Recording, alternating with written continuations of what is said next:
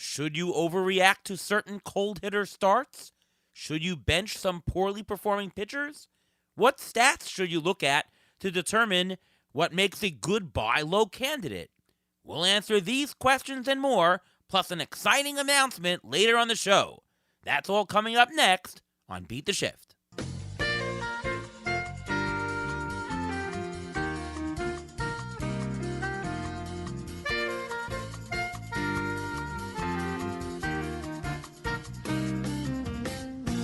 Welcome to another episode of the Beat the Shift podcast.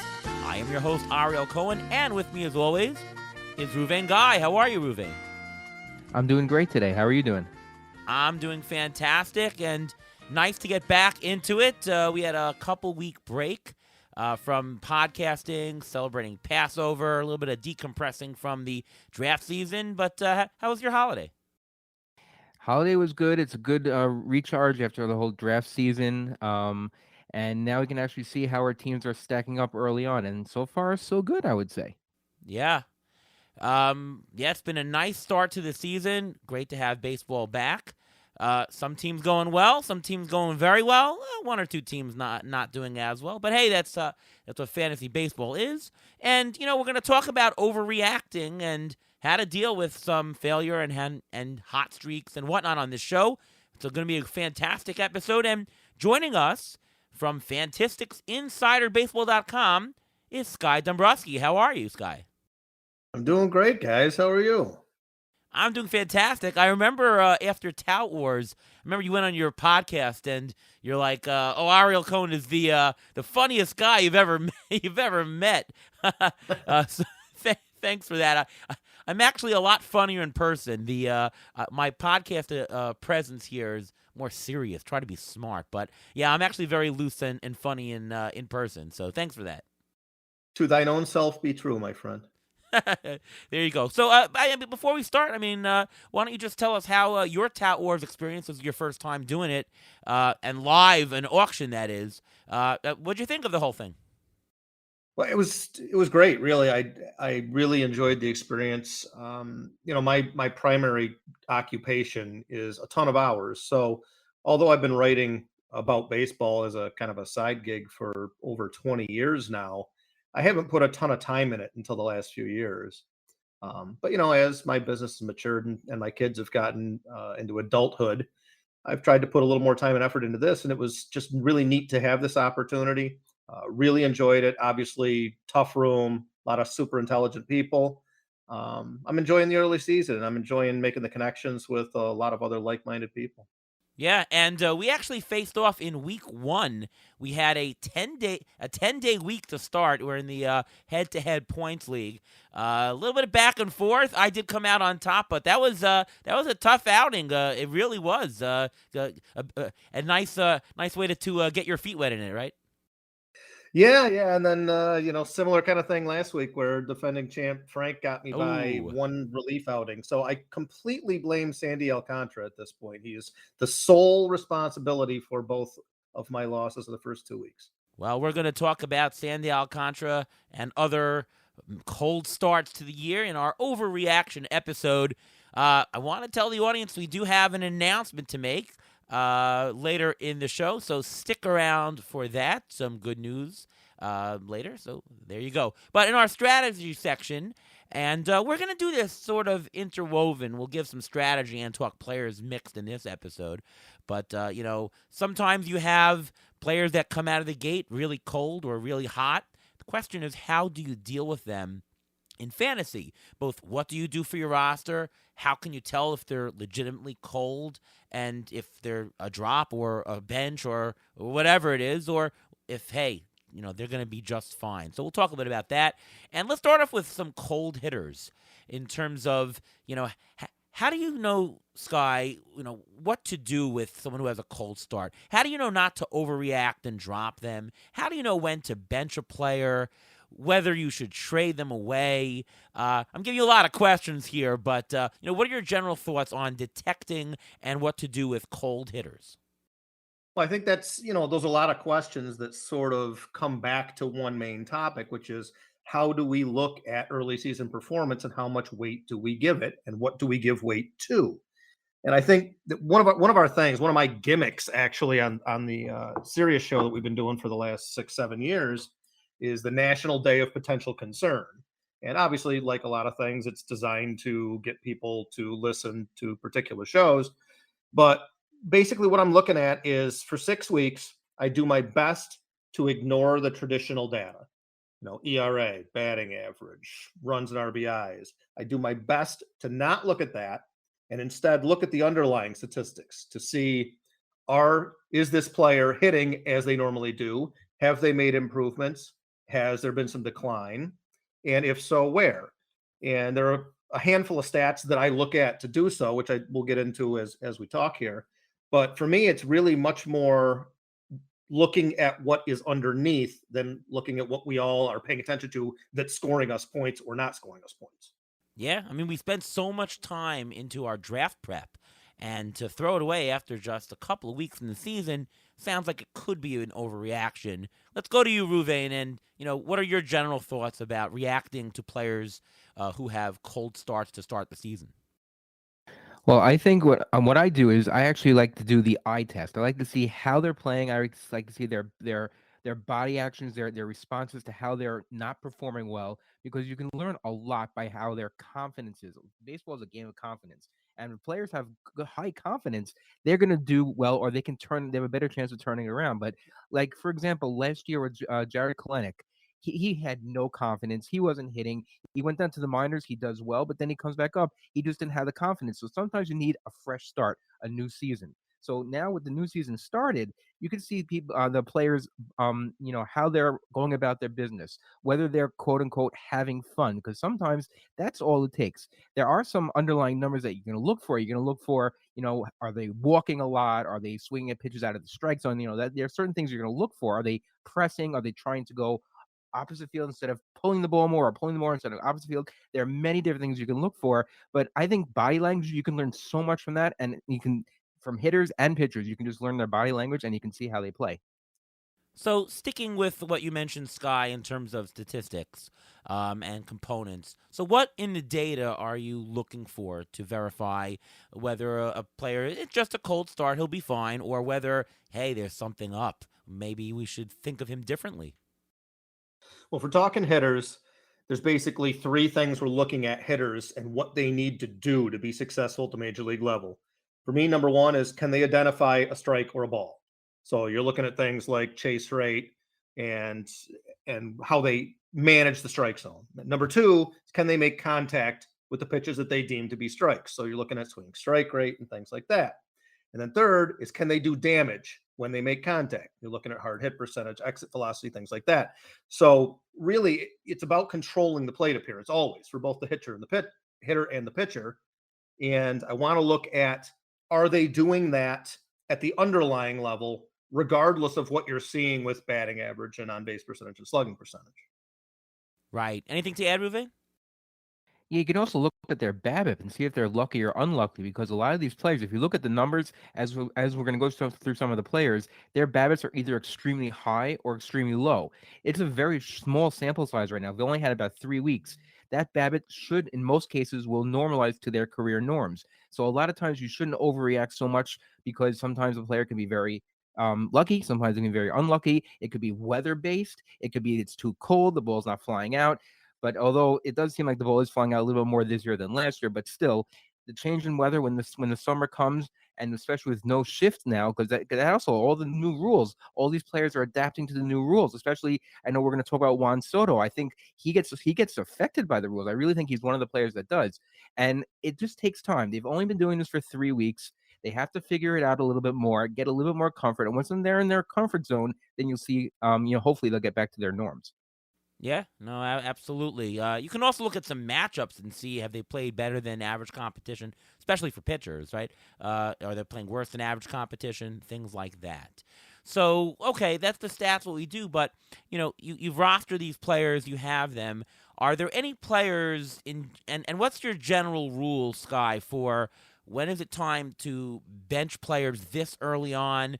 Maybe drop a player, because obviously you're going to have some pickups, right? And you want to know who to cut to pick them up. You also want to say, okay, this guy hit 100 for the first 3 weeks.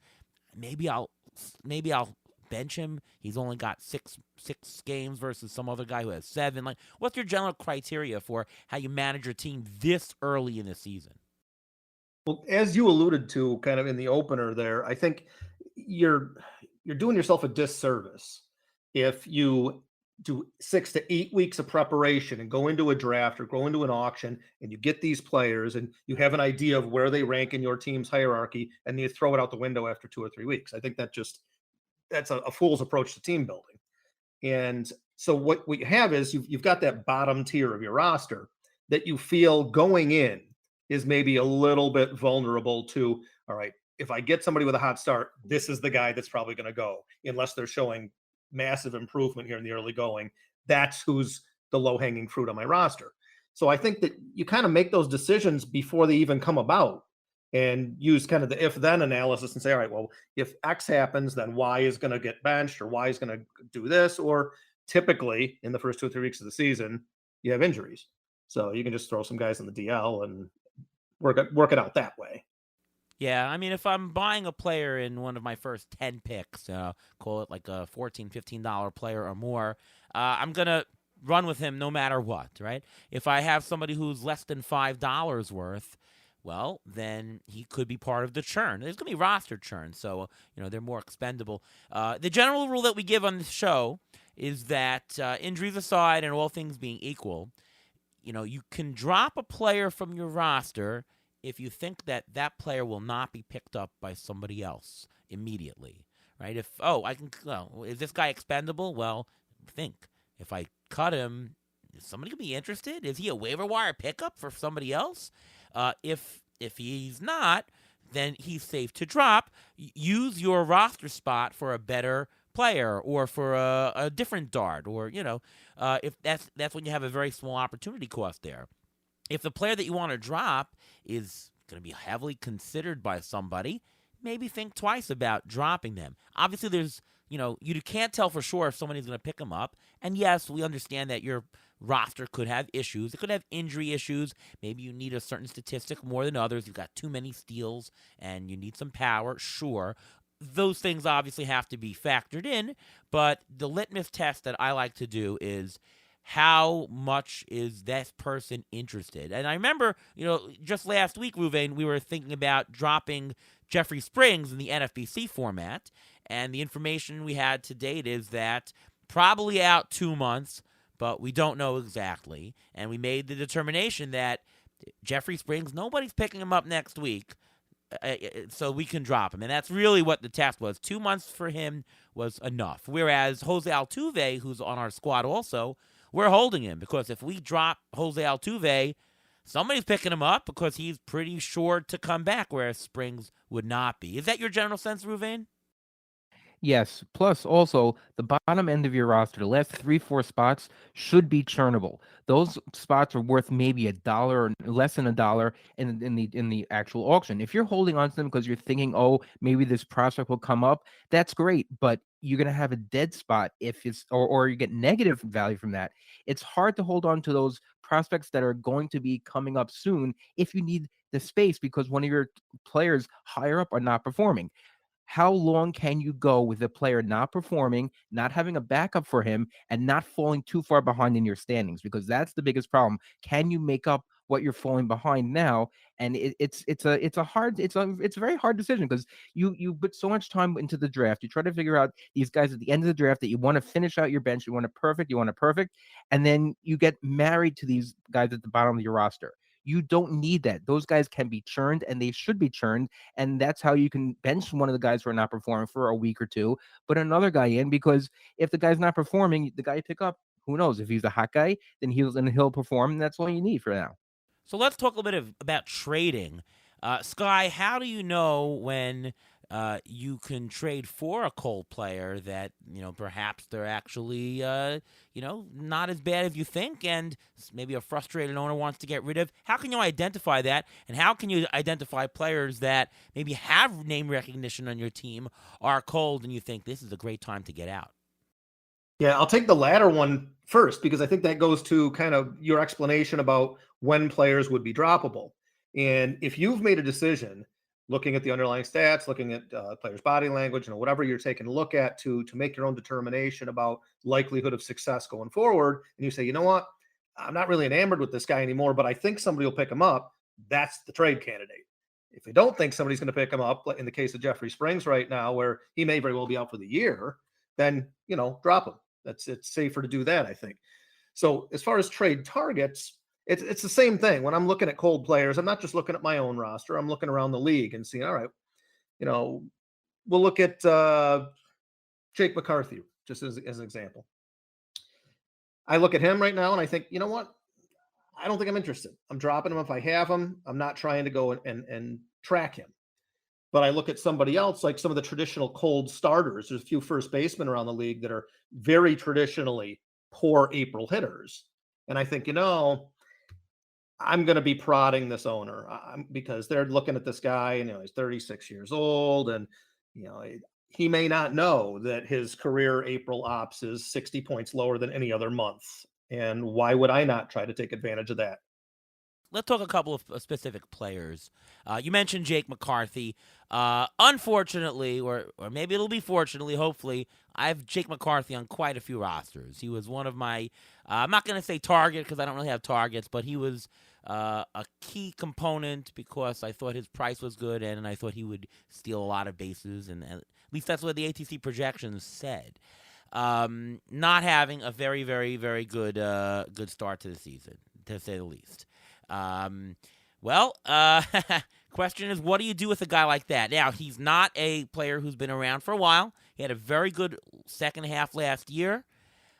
What do you do with a type like that? Let's go to Ruvain first, since I share a bunch of those teams with you. What are we doing with Jake McCarthy? I mean, we spent $15, $18 on him. I guess you just have to ride him a little bit. Do we bench him until he gets straight? I mean, certainly the Diamondbacks are starting to bench him, right? So shouldn't we? I don't think so. I mean, he's high enough to a guy, and he's a guy who can break out and steal a couple bases in a week or 3 or 4 bases in a week. That if he gets hot, I don't want him on my bench when he gets hot. It's like having the John Birdie on your bench. You don't know when he's going to steal those 5 bases suddenly. He can do that, and he did bat third last year, so the Diamondbacks do have some confidence in him. But if you look at some of his underlying numbers, his BABIP is 186, which means he is extremely unlucky right now. His walk rate's the same. His K rate's down. But if you look at the underlying numbers, he's 15% more of the time he's trying to go opposite field than normal. So I'm a little bit not too concerned with him, only because of the fact that he's a young player, and I think the league has corrected for the way he played last year, and I think it's on him now to make the correction back to get to the player that he was. I think it's possible, and especially with that low BABIP, if he gets playing time, he will. I think he still could turn it around. Do you play him? I think you have to, because the options in outfield, if you go on the waiver wire to the back of your bench, they're not that much better. I don't know. I think I'd be more comfortable playing him than having, playing another a deeper outfielder. So I'm gonna probably keep him. Trading him, I would not trade low on him, because if you're going to trade him, you're actually going to lose value. What are you going to get for him? I mean, your offers aren't going to be that great. So I think you're really stuck with playing him a little bit longer. It's not the end of April yet. He still has time. If you still like this, let's say mid-May, then I'd already consider cutting bait and see what else is out there. Yeah, so he's not droppable because of the investment, and he's not tradable because he has no trade value. By the way, you mentioned his BABIP. His strikeout rate is 16%. That is very, very good contact rate. So, and he's a speedster. So you usually see speedsters having BABIPs over 300 even. Seems to me like he's getting unlucky, and you should see him to start getting on base soon. I suspect a hidden injury. I mean, they're sitting him more. Maybe they're resting him. I'm not exactly sure. But, yeah, I'm hopeful that maybe he'll get right a little bit later in the year. The 35 or 40 steals that we originally projected, hoped for, probably not going to happen. If he has 25 stolen bases, I think that's a win for now. What are you doing with Jake McCarthy, and what's your feeling about him, Sky? I'm a little concerned about McCarthy, to be honest, because he looks like he has the potential to turn into one of these you can't steal first guys. He definitely has a ton of speed, and he has improved the contact chops this year. I mean, the chase rate and the swinging strike rate are both heading in the right direction, but he never had much in the way of power. And, the exit velocity is down another couple miles an hour this year, down into the Victor Robles territory, which is kind of the danger zone. I think that at best, McCarthy's going to prove to be a decent singles hitter who can give you a good average, score some runs, and steal some bases. There was definitely hope for more prior to the season, I think. But the second problem, and it's sort of a twofold issue when you're looking at guys that are struggling early in the season. You've got your guys like your stars and your very solid players that their playing time is secure no matter what happens. They go through a bad April, even a bad 6 to 8 weeks. The team's going to keep trotting them out there at least 6 days out of 7.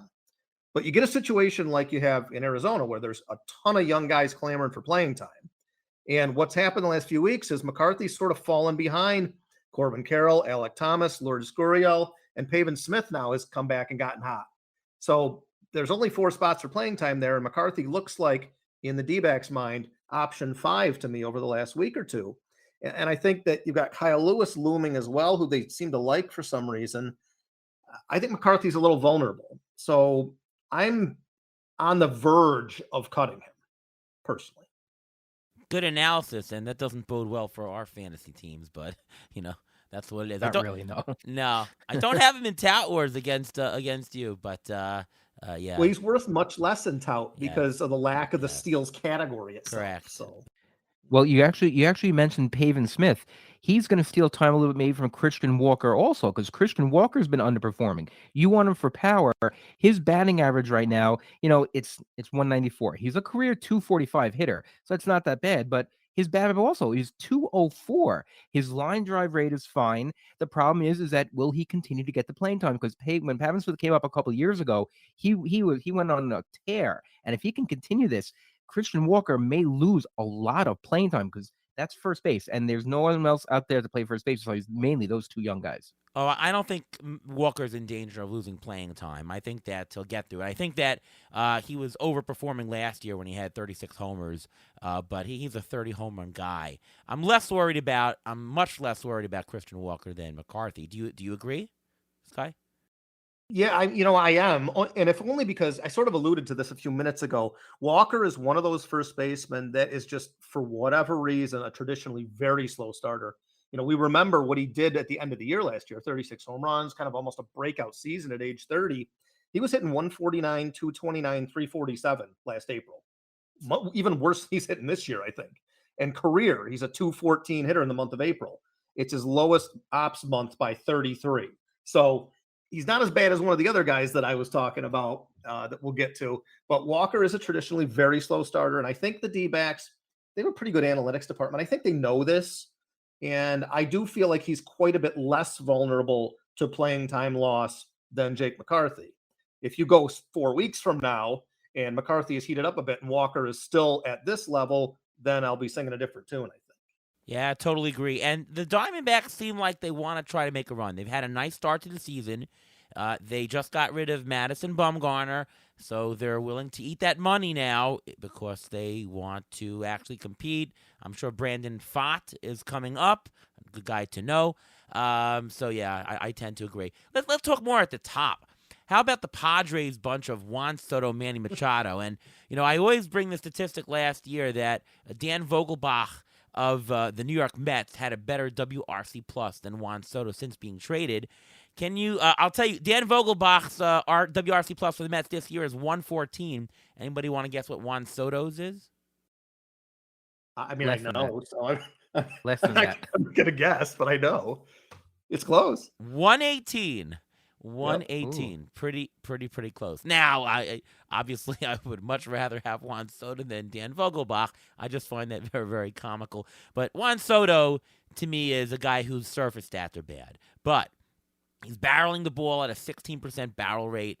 He's hitting too many ground balls, and the strikeout rate has gone a little bit in the other direction, but it's still a pretty good 21%, and he's walking at a 22% clip, which is, that's bonkers, but that's his norm. His BABIP is 200, as we like to look at. So, yeah, I think that Juan Soto, I don't think that Juan Soto is the 280-plus hitter that projections were going for. I do not think he's a 280 hitter. But I think that he's not that far away, and I think he can get to 25, 30 homers, so I'm not fazed by the slow start. Are any of you, let's go through, Vane, are you fazed by the slow start? Not in the least bit. This is his spring training. He had an oblique injury during the spring. He missed a significant amount of time. He was trying to go to the World Baseball Classic. He had the oblique thing. He tried to come back quick from the oblique. He really didn't have a full spring training. This is really his spring training right now. So I'm not overly concerned. I think he's trying to play through. He may be still playing through it, even possibly. And now the fact that Fernando Tatis is coming back today. Today's his first game, and he's batting second behind him. And Tatis, the way he gets on base, and with Machado, who we're going to talk about in a second, also is batting right behind him. That lineup is very potent. These guys are going to get plenty of good pitches to hit. He's just got to, get a little bit more lucky and be completely healthy. He is a talent. He's not going anywhere. He's going to get a $500 million contract plus. Dan Vogelbach's not going to do that. And so I think that you just have to give him some time. He will turn it around. I'm not overly concerned. Plus, he's also in a contract year this year, so he's going to do his darndest to get it righted, and he's going to do whatever he has to. If that means sit out for a little bit because his oblique is not 100%, you may see him do that. Dan Vogelbach is making $1.5 million this year. I agree, well under $500 million. So I'm assuming you agree, Sky, but how about teammate Manny Machado, who looks a little bit different? 4% homer fly ball ratio, that's a bit unlucky, but he's only barreling at a 3% rate. Strikeout rate is way up, walk rate way down. Is this just San Diego, who's had some tough opponents so far? They've played Atlanta, they've played Milwaukee, they've played the Mets. Is this just that? What's your take on Manny Machado for this year? Yeah, I have to think that it's just that, because Manny Machado, you'd be hard pressed to find a more consistent player the last 8 seasons than Manny Machado. I mean, aside from a little batting average fluctuation, which is just inevitable for everyone, he's one of the most steady players as far as even the underlying statistics are remarkably steady year to year to year. So this is the first time I've ever seen him perform at this level, but if it were August, we probably wouldn't even pay attention to it. It's the first 2 weeks of the season, so we talk about it. There's just been something off in San Diego at the start. And I will say about Juan Soto, I love the guy. I mean, it's probably my favorite player in baseball, team loyalty notwithstanding. And 2 years ago, I would have said that he had the most likelihood to ever approach Ted Williams. But there's one thing that's really disconcerting there about Soto to me right now. And I think Rouvet makes a very good point about him really kind of still ramping up, because his chase rate is up and his zone swing percentage is down. And I mean, if you know anything about these underlying statistics, that is a really, really bad mix to be swinging at more pitches outside of the zone and vastly fewer pitches inside the zone. I think that's why you're seeing both the walk rate maintain a very high level and the swing strike rate and the strikeout rate go flying up. He just doesn't look right. And, we're stats people primarily. We do tend to treat players like they're robots sometimes. And Juan Soto has been very outspoken about how he hates hitting second. And I really hope that they move him down and bat like Tatis Machado Soto or something like that, just to make him a little more comfortable, because he's the guy on their team that is the biggest difference maker. Everybody loves Tatis. Machado's very steady, but Juan Soto could be a generational hitter. He's still only 24, so you should make him happy. Yeah, I would think if they want to sign him, they should. Absolutely. Let's do one more hitter who's cold. How about Tyler O'Neill? With my inner Ian Khan would tell myself that man, this guy is an attitude problem. He's a discipline problem. But he's actually hitting okay right now. Last week he's been better. He's brought his average up to 276, although propped up by a 400 BABIP, so that's gonna go down. Homers, well, projections have him at about 20 homers rest of season. He's not on pace for that, but will Tyler O'Neill get right, and will he solve some of his attitude problems? What say you, Sky? Yeah, I think so. I kind of like Tyler O'Neill. I like him a little bit as a buy low candidate right here. If you look at the expected slugging via StatCast, he's 100 points low right now on his 431 slugging versus expected 531.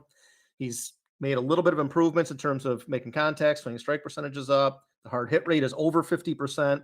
And that 400 BABIP, while crazy, is backed up by a 32% line drive rate to this point. So, it's not as wacky as it might sound. Sure, it's going to regress, but I don't think, you're looking at a 280 BABIP kind of a guy if he's going to continue to hit the ball in that fashion. So I'm not really concerned. I think that we still have a tendency to value Tyler O'Neill on that 2021 season, which, likelihood we're going to look back at it 5 years from now and say, well, that was the career year. But I think he's still a very valuable player, and I think he'll be a big part of that Cardinal outfield. And Sky, you actually mentioned the fact about players starting slow. Last year in April he batted 188, and in May he batted 204. So he is also a slow starter. I'm not concerned he's stealing. My concern is let him stay healthy. Because Yeah. that's my biggest concern. When you draft Tyler O'Neill, you're not really you have an idea of what you're gonna get stats. There's a ceiling, there's a floor for him, but you just want him to play in games. And if he as long as he stays healthy, I think he can turn it around because he's just a slow starter. So before we talk about some cold pitchers, just want to get the strategy point of, if you sit hitters, you don't really miss anything great, and if they have a monster week, I understand you lose it. But the downside of playing a cold hitter and you get zeros for the week, sure, you don't get as many counting stats. The batting average doesn't kill you ridiculously. One guy, it's batting average. But when you play a pitcher who bombs or has bad, that has a very detrimental effect. You have a guy who had given up 7 earned runs in 3 innings. Yikes, that can hurt your ERA, and your whip will be hurt as well, I'm sure. Very, very different than playing a cold hitter, playing a cold pitcher. Sky, do you caution yourself a little bit more not to throw some pitchers who are having cold starts to the season on bad outings? Or, maybe you say, okay, I'll play my FP1, 2, 3s, but I'm going to watch a little bit more carefully, even though it's early in the season, because I just don't want to blow up my ERA. Do you treat pitchers differently than hitters? Yeah, I definitely do. I think you make a great point. You even turned Zach Plesac into a verb in our first week with what happened there. So yeah, I think Please sacked. Plesac, exactly. I think you're absolutely right on. The downside to a bad pitching performance is so much worse than the downside to a bad hitting week that I think you have to treat those guys a little bit differently. You have to play the matchups. And my broadcast partner Lou Blasi and I, we always talk about how we kind of want to have a pitching strategy of 2 or 3 aces and then 5 or 6 guys that we mix and match. The tout format's different, but in a lot of our head-to-head leagues, you're starting 5 starting pitchers. So you just kind of run the stream. All right, so let's talk about a specific guy. Let's talk about Alek Manoah, okay? If you're drafting Alek Manoah, you probably drafted him as your SP2, maybe in a very shallow league SP3. Not having a great start to the season, but you're sort of relying on him as, I'm not going to say your anchor, but one of your anchors, if you will, if not the elite ace pitcher. What do you do with a guy like that? I mean, you're sort of depending on him. How many starts in a row do you see him faltering before you say, I got to put the brakes on? Or maybe, hey, he's now having a tough matchup against the Yankees. Now's the time. Like, how do you handle a guy like Alek Manoah, Ruvain? I think you have to play him. There's no way you cannot play him. I mean, you drafted him. You got to get his numbers. He's still going to strike out some guys, so you can get that. But his walk rate is ridiculously high. His xERA was his expected ERA is actually lower than what he is when he has now, so it's not that bad. But I'm looking at other stuff. His velocity is down through. Oh, it's only 1 mile per hour, but it's down across the board. So I'm a little bit nervous about that. When you have your top guy and his ERA is bloated and his velocity is down, you start to question what's going on. Now, people questioned him in the offseason about how he was, training, and he said, "No, I did my own thing. Look, I have my track record and everything like that." Sometimes pitchers can be a little bit stubborn in what they do. I'm not saying he is, but there are some pitchers that get stuck in their ways and they can learn bad habits. I'm not saying he has that yet, but it looks like that. I'm a little bit nervous. But you have to play him. You're not dropping him. What are you going to get for a trade? You're trading for his name, basically. I mean, maybe you can get someone to get, an equal value or a lower pitcher and a hitter out of him. I guess you can do that, but I mean, you drafted him to be one of, like you said, one of your anchors. If he's not he's not your anchor, you're in big trouble. It's like the Luis Castillo of last year. What do you do with him? Luis Castillo did it horribly, and then all of a sudden he turned it around. I think you just have to wait. You just have to wait it out. I like how you say, Ruvain. Hey, no, I'm not going to say that his training methods stink, but I think you are saying it, aren't you? Well, I'm not necessarily saying that, but it was brought into light on social media, and he defended it vehemently. So that's the only reason why I bring it up, because he was questioned. He defended it, and now he said, you just look at my results. Whatever my results are, that's what it is. We're looking at the results now. What do you see? Yeah, I mean, he's certainly not a 7 ERA pitcher, and he did put up a clunker against the Rays, who are a really, really good team. He's not a big strikeout pitcher, anyways, so that's not really faltering. I think you gotta go with a guy like that. You agree, Sky, right? Yeah, I mean, primarily I do. I detest when people take victory laps for stuff about players not doing well or whatever. Um, so I'm going to try not to do that while saying that I was really kind of down on Manoah coming into the season, and I just didn't get the fervor.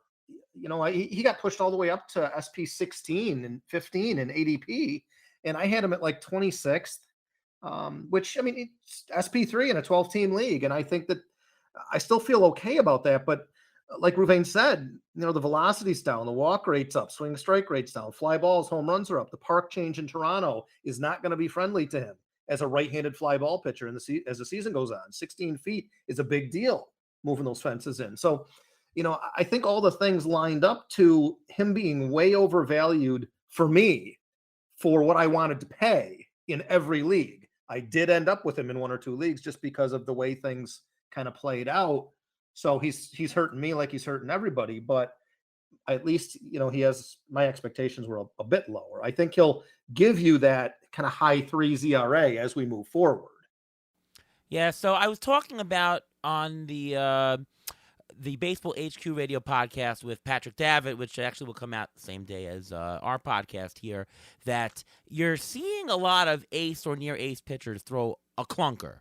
Right, we saw Kevin Gausman the other day throw a clunker. We've seen Nola throw a clunker. We've seen DeGrom throw a clunker. And it might just be part of the environment, of the new baseball environment, at least early on, where maybe pitchers are not used to the pitch clock or the ball is different again. But I would discount these one-off clunkers by pitchers and give them a pass in general.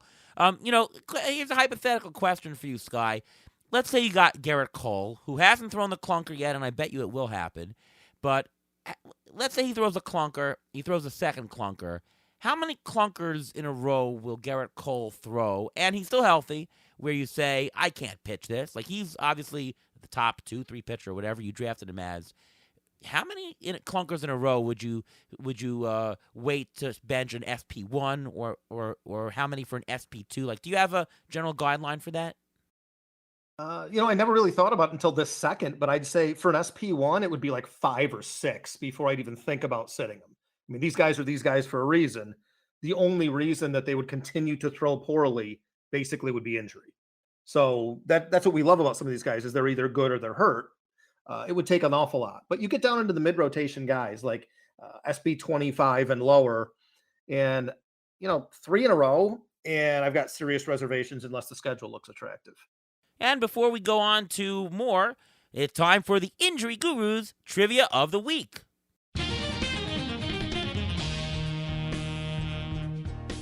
Well, the next underperformer we're going to talk about now happens to be Sandy Alcantara. Now, everyone loves Sandy Alcantara coming to the season. He was drafted very high, and that was because he pitches a lot of innings. So my question is going to be based on that, because it is possible that maybe the innings are catching up to him. I don't know. But my trivia question for today is, Sandy Alcantara has pitched the most innings over the last 2 years. He's pitched a total of 433 innings. Who are number 2, 3, and 4 on that list of most innings pitched over the last 2 years? All right, go first, Sky. I mean, I would guess Garrett Cole is in the mix. Yes, that is correct. Garrett Cole has thrown 381, and he's actually 4th on the list. I would think Aaron Nola might be on the list. Aaron Nola is number 3 with 385. I'm fresh out, Ariel. You're not leaving me with much though. I'm gonna go for a weird one. Herman Marquez. No. Okay. Think about a team that actually beat up on Alek Manoah in the opening game. St. Louis Cardinals. Adam Wainwright. Wainwright. Wow, 397 innings, that's a second ton. most over the last 2 years, and he's retiring after this year. So then my question to you, to Sky, is this: Is Sandy Alcantara, are those innings catching up to him? Is it something having to do with him having an abnormal spring training because of the World Baseball Classic? What's going on with Sandy Alcantara? I love Sandy Alcantara, and I think I really hate talking about myself, but I think I'm aware of his weaknesses more than some people that were drafting him as the number one overall pitcher. He's not a real strikeout guy, and that's the funny thing is his swinging strike rate is up to like almost elite levels where it never is. It's just that his changeup has been really bad, and that's so unlike him because he's almost a changeup first pitcher. Like that's his out pitch. So that's the weird thing, and I think we talk sometimes, and I know that you're kind of throwing this out there uh, that you know this, but maybe the general listening community doesn't really pay attention to this. But it's not the innings pitch number; it's the pitch number, and it's the stress in those pitches that matters so much more as far as arm health, I think. And I don't get the sense that there's really a lack of health for Alcantara. I think that you see a lot of those World Baseball Classic guys, and they have struggled because, especially with starting pitchers, they're absolutely 100% creatures of habit and that totally got them out of their normal regimen. So I do think that there's a little bit to that. I am not concerned about Alcantara. I mean, his xFIP is 4, his ERA is 5.85. There's a 46% strand rate. I'm not sure I've ever seen one that low after more than one start. So I feel that this will certainly kind of work itself out for him. I never expect him to repeat those low 2 ERAs because he seems very fortunate a lot of the time.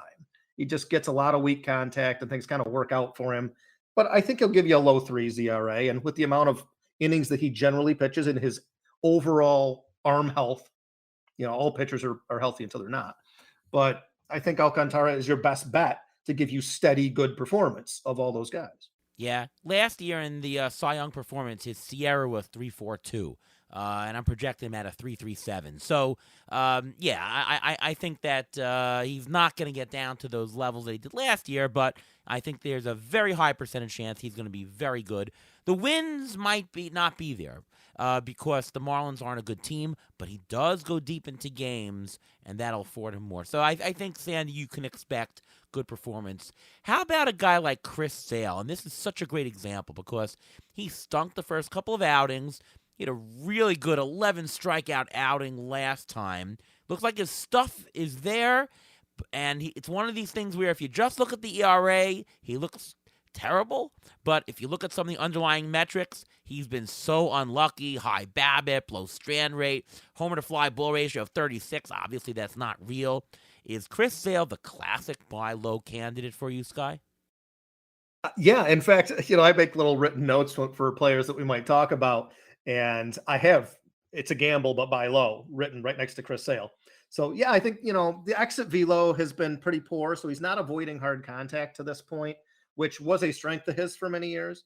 But this is a guy that has pitched very little the past handful of years, so I think he's kind of still getting back in the routine of things. He looked great Tuesday, and the control was much better, and that's for me the key. Like his windup was always one of those that guys were like, oh, he's going to walk a ton of guys, he's going to be hurt a lot, and then he being too late is indistinguishable from being wrong. So after 10 years, I don't care. You can't take your victory lap now. You were wrong, but I think he's still getting it back. Yeah, I think though he's got a lot of risk, so I'm not willing to buy low for the risk component because I don't know. I feel like he can get injured at any point. I feel like he can be subject to the blow-up outings because maybe his mechanics is just off for one and goes back to that. So I think the blow-up risk is more. He reminds me of the old Noah Syndergaard, where Syndergaard was so electric that he would strike outs, but he would have these occasional 6 earned run clunkers that would just bloat his ERA at any time. And so I just don't want to be subject to that. So I'm not buying myself into Chris Sale. But yeah, I mean, the stuff and the skills are there that I think other than the occasional blow up, I think he is going to be there. Agree, Ruvain, or what are you doing with Sale? I'm a little bit more concerned about Sale. I think Sale, his velocity is down a little bit. He's using his slider more than his fastball, and I think that's just a matter of comfort level for now. So I think the fastball usage should go up during the course of the summer.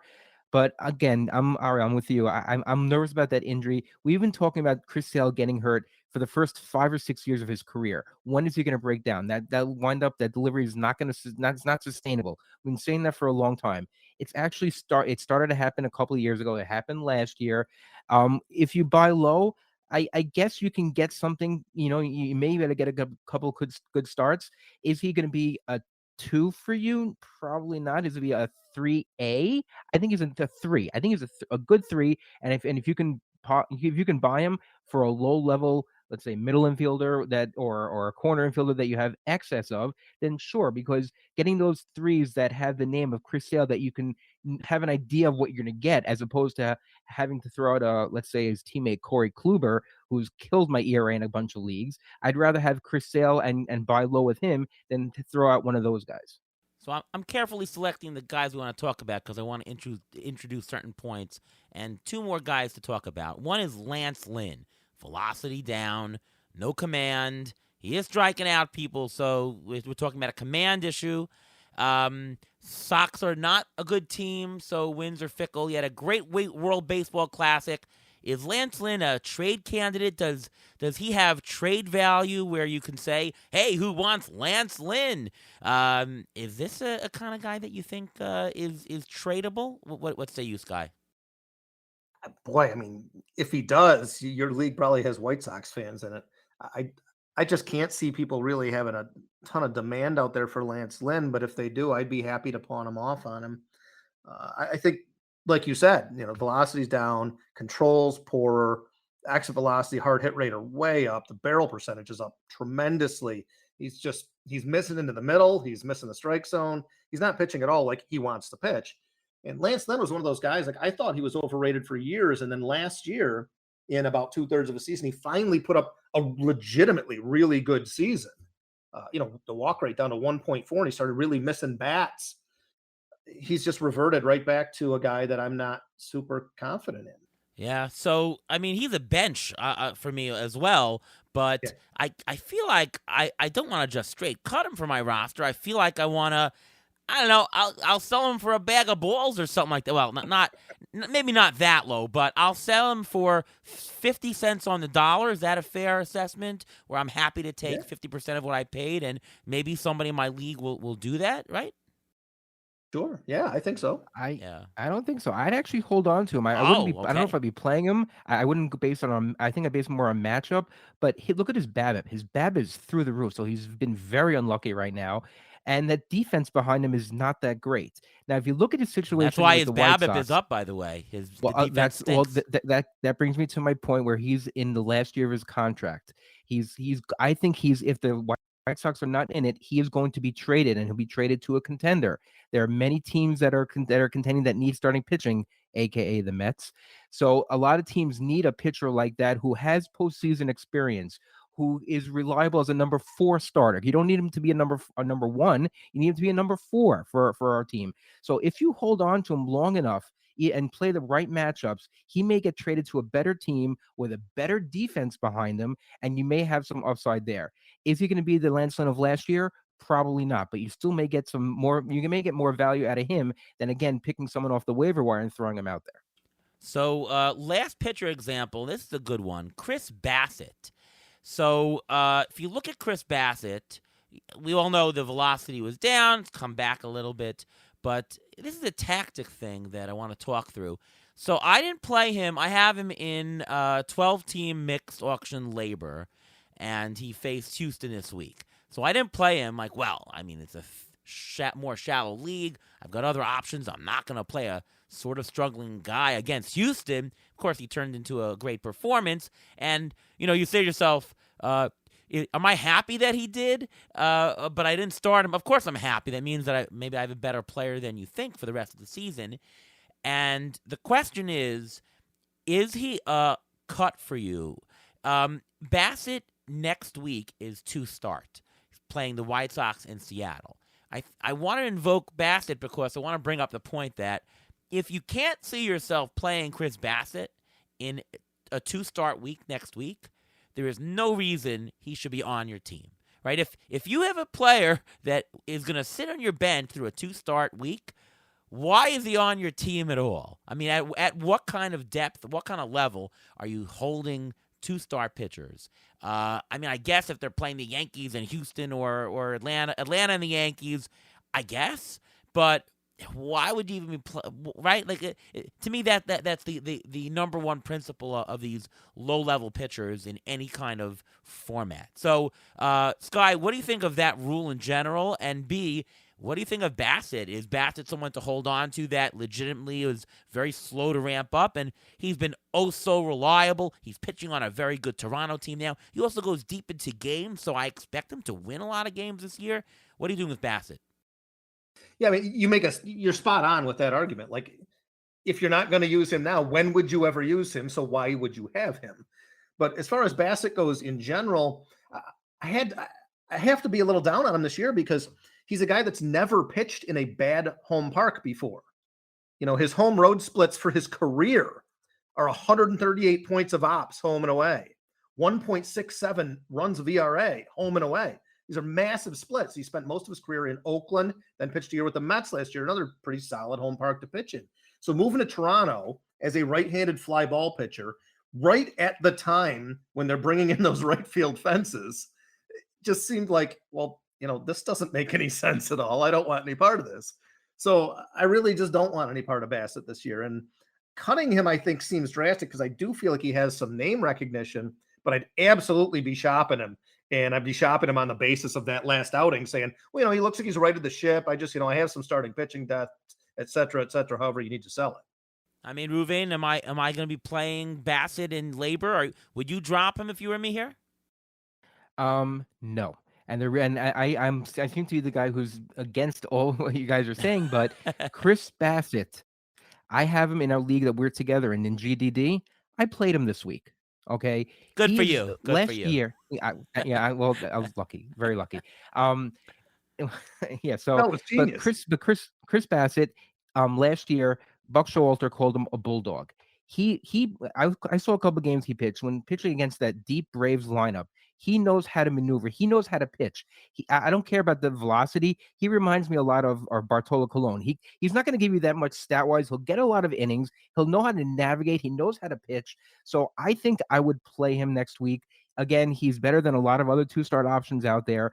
And if your ERA can take it, then that's you know, it's still early on. You can still make up a lot of this ERA stuff if you throw out the middle relievers, lower the ERA that way. And if you manage your roster later on, if he does blow up, then yes, you can work on it. But he does go deep in games. And for a pitcher to go 6 innings twice in a week, even if he gives up 5 runs and gives you a chance to get a win, I think I'm going to go with that. I mean, these other pitchers are not getting out of the 4th inning, 5th inning. I want to take my risk with those wins because those wins can be very handy later on. Yeah, I kind of agree. I think I'm going to play him in labor. Let's talk waiver wire. So we're in the middle of the season now, and there's always guys to pick up. So let's go around the room and get some pickups. Could be a shallow league, could be a deep league. Maybe do one of each or whatever you'd like to do. But who are some waiver wire picks that you're thinking about this week? Sky, we'll start with you. I think if you're looking at shallow league stuff, I think Nolan Gorman and Taj Bradley, I mean, these are young players. Look like they're making, you know, a leap in Gorman's case and debut in Bradley's case. Bradley, I mean, that's just a simple case. He's a Tampa Bay pitcher. They develop pitchers extremely well. Guy has a great pedigree. He looked great this first start. That's an easy one. And Nolan Gorman's really making a leap. Age 22, exit velocity's up a ton, and the chase and swinging strike are coming down in a reasonable range. I think he looks awesome. If you want to go to deeper leagues, I like JD Davis, man. And you guys are familiar with him for sure. The Mets, for all of their strong points, I think they misused him over the years. He's a reverse splits guy, much like Keston Hiura, who has been completely misused by the Brewers as a batter against left-handed pitchers only that he can't hit. JD Davis was really turned into a platoon bat at times, had injury issues, but when he has steady playing time, when he's playing against both sides, he tends to hit. Sure, there's some contact issues, but there's a lot of power. So I feel like in deeper leagues, I think JD Davis is starting to hit, and he's going to bat in the middle of that giant lineup. Yeah, I feel like the Mets gave up on him, and the Mets shipped him out, plus the Pucky, plus another one or two for Darren Ruff, who, by the way, they cut, and guess where he's playing right now? for the Giants. Oh, Yep. that is sad. Yes, Taj Bradley, good pickup, young guy. I think that he is a candidate to be this year's Spencer Strider. Now, and everyone always asks, who's this year's Spencer Strider? To be honest with you, there doesn't have to be a this year's Spencer Strider, right? You don't need a guy every single year to be, he's this year's Spencer Strider. But if there is going to be a candidate, he is definitely one of them. Ruvain, how about you? Any other players you'd like to pick up this week? Sure. In a couple of shallower leagues, Andrew McCutchen, he's only owned at 42% of CBS. He's batting 310, 4 homers, 3 stolen bases so far. It looks like Pittsburgh has reinvigorated him, being back there, and he's going to play as much as he can as long as he's healthy. I don't know how he can sustain this. I mean, he's not the McCutchen of old, where he's an MVP and he's going to do those numbers all year. But if you can, the outfield is pretty shallow this year. You want to throw him out there for a couple weeks while he's still hot. He's only owning 42% in CBS. A guy who's owning 39% of CBS is Jose Alvarado. He's got 2 saves this week. I don't know if they're going to use him as closer every time, because he is a lefty and he has issues a lot of times of being wild. And there are a lot of other closer options out there. But if you can get him and have him in your lineup, and if you don't want to throw that 2-star pitcher, if you're nervous about throwing out that Chris Bassett, throwing out a Jose Alvarado is not a bad option, because he will pitch late in games and with a good chance to get some wins and even some saves. And another guy, I'm going to mention another former Met and also on the San Francisco Giants, and that's Wilmer Flores. He's only owned in 17% of CBS leagues, but he is the epitome of backup and epitome of bench player in fantasy. He's eligible at first, second, and third. He's batting 320 on the year, 2 homers. He's playing almost every day. I think he's a great guy to have on the bench. I know in deeper leagues, I drafted him or tried to draft him in so many leagues just because of that eligibility. You get an injury, you just plug him in there. You had Altuve at second, you plug him at second. You have a problem with third, you plug him in third. He goes everywhere. He's not going to hurt you because the Giants know how to use their platoons correctly, and they'll put him in the right situation to perform well.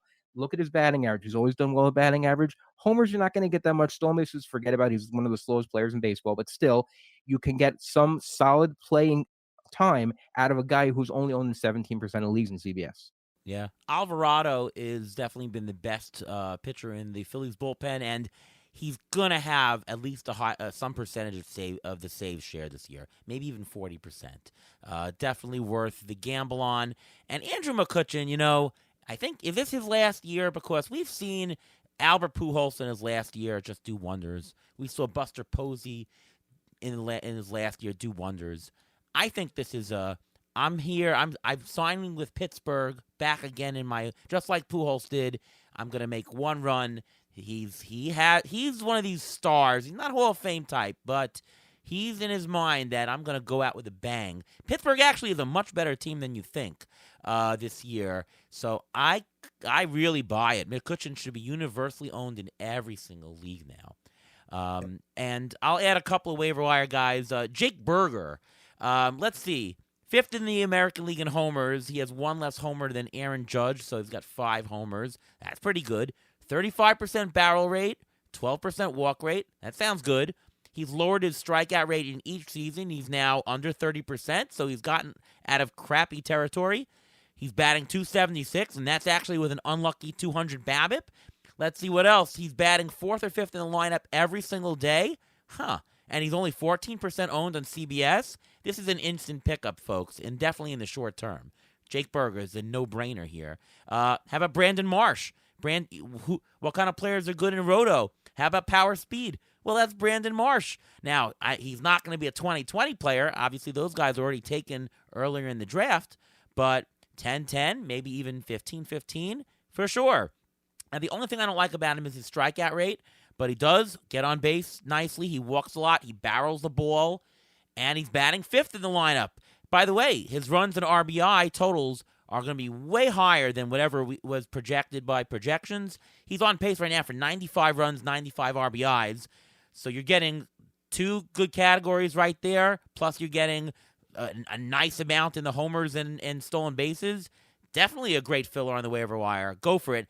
And just want to throw out there Brian Abreu on Houston. I always, this early in the season, look for who's a good middle reliever that's got that great strikeout rate, that's got that low whip, and who's absolutely free because he's not doing anything with an outside chance for a saves, and that's Brian Abreu. .87 ERA, .97 whip, 41% strikeout rate. He does need to walk a few fewer batters, but he's not doing anything worse than he's already been done in his career, and his velo is now up to 97.5, which is 5 miles an hour up from just 2 or 3 years ago. That's closer stuff in my mind. Brian Abreu is very interesting to me. He's this year's Michael King, if you want, if you will. So take a look at him. Sky, any comments on our waiver wire picks?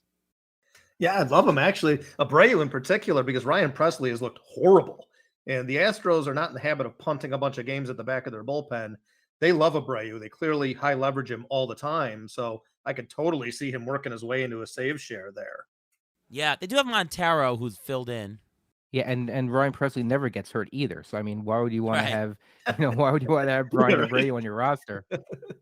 Well, and I love your McCutcheon call too, because I listened to a couple interviews with him, and that dude absolutely adores Pittsburgh. He couldn't stop talking about how awesome it was that he could have his family living in Pittsburgh. He could tell his kids about all the history there, and he just loves it there.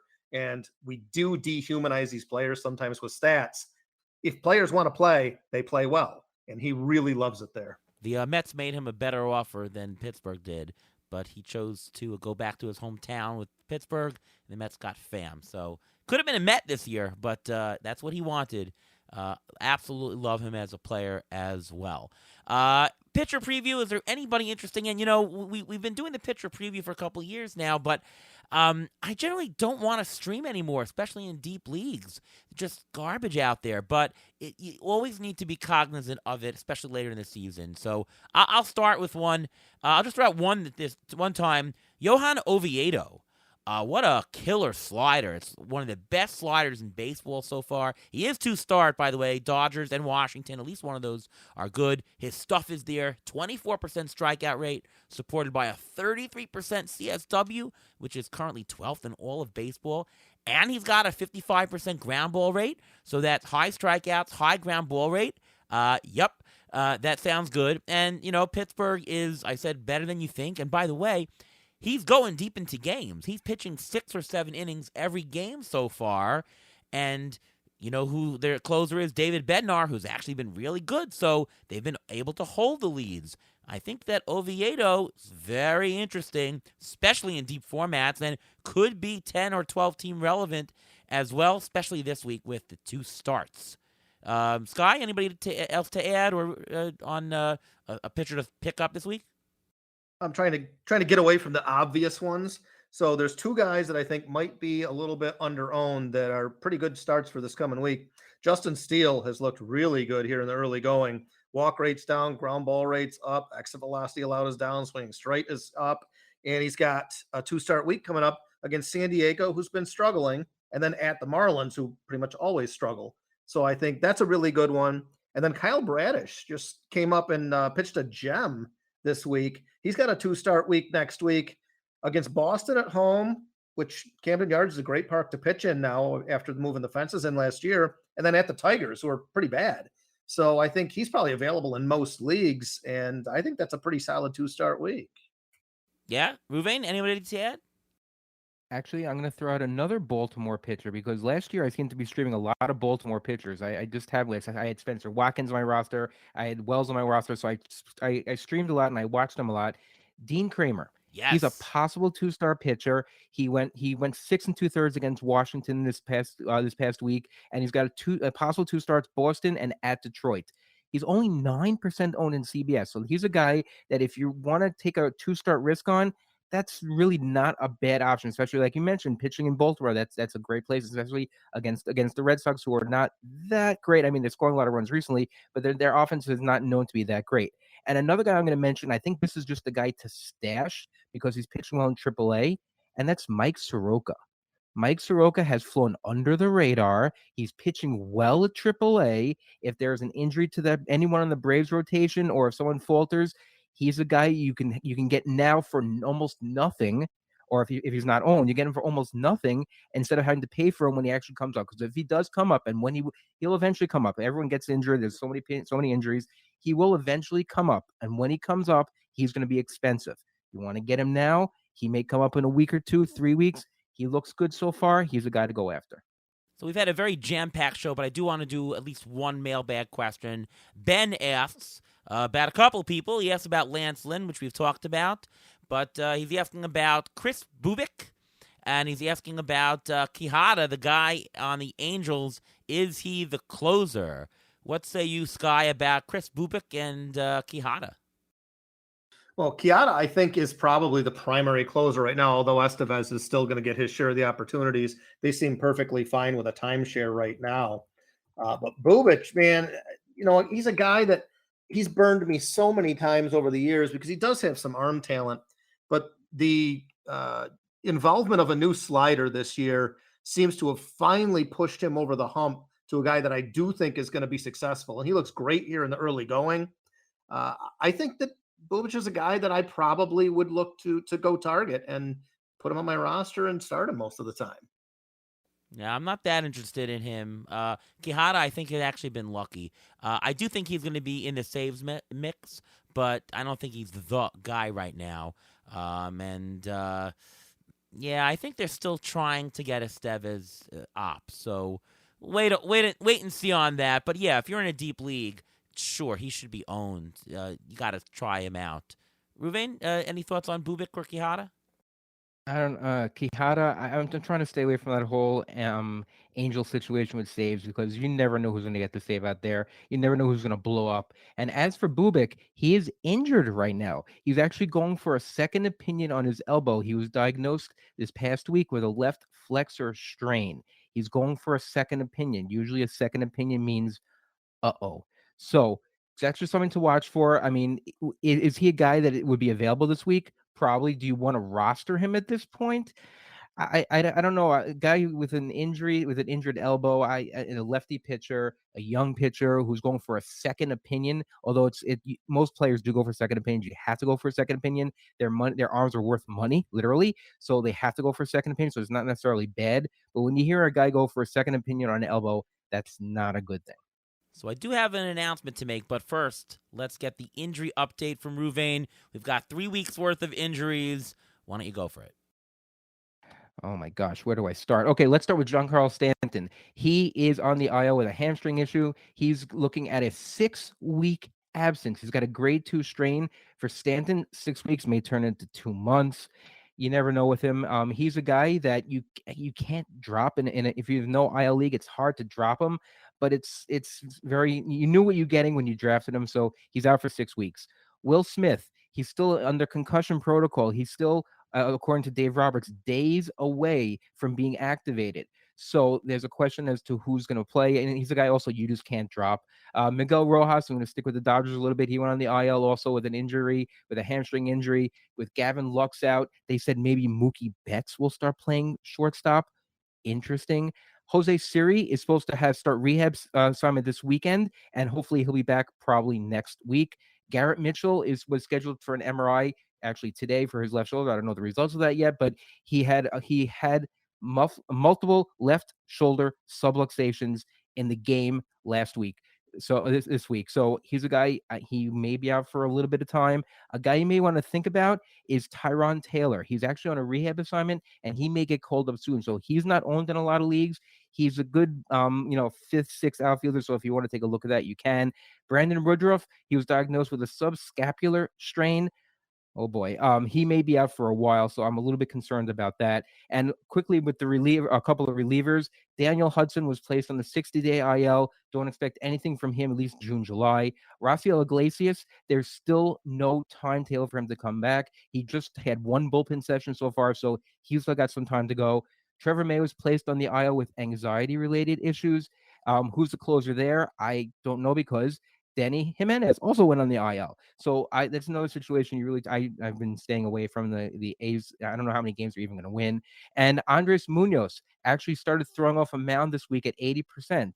That's actually pretty good. So there's a good chance he may need 1 or 2 rehab games, but he should be back in the next couple of weeks. Thanks for the great update. Wow, just so many things. Ruben, have you noticed that the injuries are just either more severe or more for this year? I haven't looked at the hard numbers, but it definitely is up, right? If it's up only a little bit. And again, I think it has to do with the World Baseball Classic. The teams Really? didn't have a true, yes, the teams didn't have a true full spring training. The players who would normally get the reps, other players got the reps. Something feels a little bit off. It may be the tackiness for pitchers, maybe the tackiness of the ball, because you saw what happened to Max Scherzer. He even got suspended for 10 days. He was appealing it, but there's something different with the balls this year. And I think the fact that the pitchers are getting injuries a lot quicker this year. Usually it doesn't happen this right away, but the pitchers are getting hurt a lot more. The relievers are getting hurt a lot more. I think there's something going on there. I think there may have been something with the World Baseball Classic again, because it wasn't a complete spring. It was a broken spring. That may be, I mean, a pitcher we didn't mention is Miles Michaelis. He's not performing well. He pitched during the World Baseball Classic. So, there's some question marks with that. It's very hard to tell, but I think the numbers are up a little bit for this year. So we have a major announcement. Here it is. ATC projections, which we've never done rest of season, is now up on Fangraphs. Oh boy. So you can now see during the season, and this will update nightly, what ATC would say is the projection for each player. Only caveat, though, is that the playing time is not going to be managed by me. The playing time is actually going to be fed by the Fangraphs depth charts run by Jason Martinez at Roster Resource. And so the system that you will see on there is called ATC DC, which is all the ATC rates, meaning homer per at bat and strikeout per inning pitched. But the rates are ATC, and playing time is per Fangraphs. A lot of discussion as to why, but as you know, ATC is more of a, there's some manual work into it. It's hard for me to do this on a nightly basis, and we wanted the users to really get the right playing time scaled correctly, and it does it automatically overnight. So we're going with that for this year, and so you can see it. It's in the auction calculator as well. So you can see what ATC says in terms of dollars, what they're worth the rest of the season. It's on the player pages. You can compare them to other projections. You can download the whole set of projections if you're a member of Fangraphs. And also, you can see ATC projected playoff odds and projected standings. See what percentage chance your favorite team has of making the playoffs, all powered by the ATC projections. Major stuff over at Fangraphs. Very happy. It's been a couple years coming. Finally up there. So very, very, very excited. Are you guys as excited as I am? Yes, of course. Absolutely. We like to see how these projections work out, because we want to see if we should be using ATC next year and the year after. Yes. Well, so far it's been a good bet. The preseason projections, and although it's not because obviously the playing time is a major component, so I'm not going to say the accuracy is going to be as much as it is preseason, but it's still going to be fantastic as per my tests of prior years. So go for it. You won't be disappointed. All right.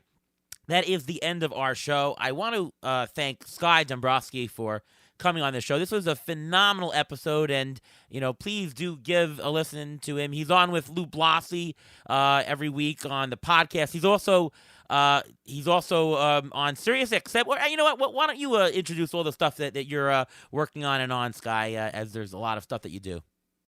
Well, we've got the Fantastics Insider Baseball show Saturday and Sunday mornings, Sirius XM channel 87 from 11 a.m. to 1 p.m. We're sandwiched in there between Dr. Roto and Clay Link usually.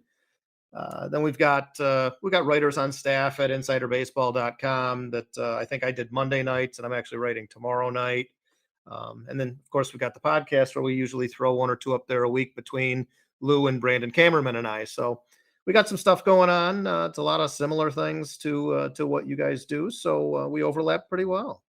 You can follow me on Twitter at MLB Injury Guru, where I tweet out injury updates as they come. Next man up. I also have a weekly article on Rotoballer coming out every weekend with injury updates to help you with your fab for that Sunday night. There you go. I'm Ariel Cohen. You can see my work over at Fangraphs, over at Rotoballer. My Twitter handle is ATCNY. ATC projections now up rest of season on Fangraphs exclusively. And of course, you can listen to us right here on the Beat the Shift podcast, presented by Fangraphs each and every week. All right. Well, once again, thank you so much, Sky Dombroske, for being our guest on today's show. And for all of us here at Beat the Shift, we'll see you next time.